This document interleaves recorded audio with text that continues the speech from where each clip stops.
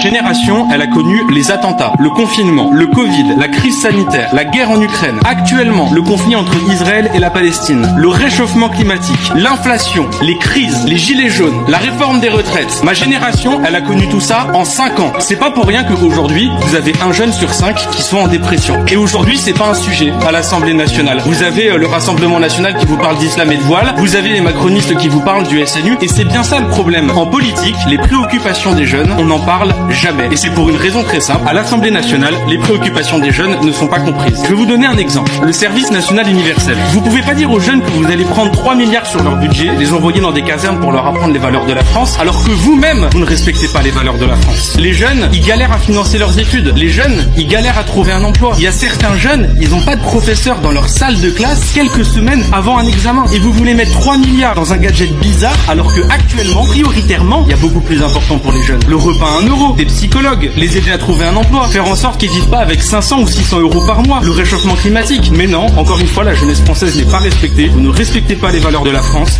Vous mettez tout cet argent dans un SNU qui nous coûte cher et vous ne comprenez pas que ce soit ressenti comme une injustice par la jeunesse.